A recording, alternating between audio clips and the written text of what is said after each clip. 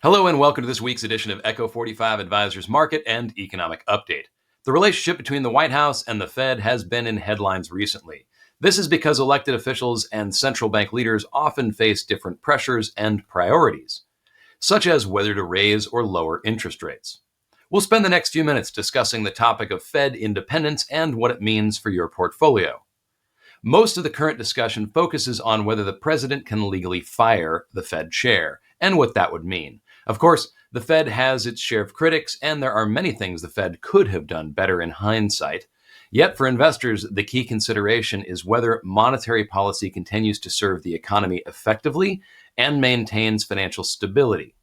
Over the next few minutes, we'll dive into the evolution of Fed independence and how it has historically affected markets and the economy. First, as this chart shows, we have had 9 Fed chairs since 1948. Perhaps the most important point is that most of them have served under presidents from both parties. In the most recent example, Jerome Powell was first nominated by President Trump in 2017 and then reappointed for a second term under President Biden. This shows how Fed leadership often transcends party lines. It also highlights that the economy has grown under Fed chairs nominated by presidents from both parties. Fed independence wasn't always a given. The Fed's role has evolved since it was first created in 1913, but its dual mandate is generally understood today as maintaining low unemployment and an inflation target of 2%. The way the Fed operates today has been shaped by major economic events throughout history, from World War II to recessions and recoveries over decades. After the Great Depression in the 1930s, lawmakers restructured the Federal Reserve to make it more independent from political pressure. But that independence has been tested many times over the decades. The 1970s offer perhaps the best comparison to today. Before the 1972 election, President Nixon wanted easy monetary policy to help his campaign. Fed Chair Arthur Burns, who had previously worked for Nixon, went along with this approach. Many economists believe that this contributed to the high inflation over the next decade.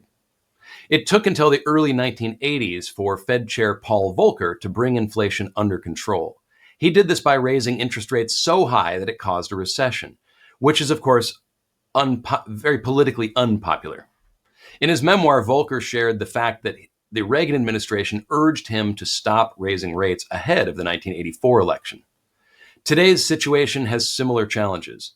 The Fed faces a difficult balance between keeping interest rates high enough to control inflation while not hurting economic growth. One way to understand these tensions is through the money supply, which represents how much money the Fed allows to circulate in the economy. In recent years, money supply growth has been flat as policymakers focused on fighting inflation. This approach can sometimes conflict with what elected officials might prefer for the economy. Finally, as this chart illustrates, the Fed has kept rates on hold after cutting 3 times in 2024. Investors expect the Fed to cut again later this year, but is currently in a wait-and-see mode as it gauges potential impacts of tariffs on inflation. This is a difficult balancing act to achieve, and critics often accuse the Fed of being behind the curve. But rather than debating what the Fed should have done differently, successful long-term investing focuses on responding to current conditions with a well-thought-out long-term strategy. We've only scratched the surface on this topic, and we hope you understand there are many differing opinions. Still, we hope you found these insights helpful. If you would like to discuss this topic in more detail, please don't hesitate to reach out. We look forward to speaking with you.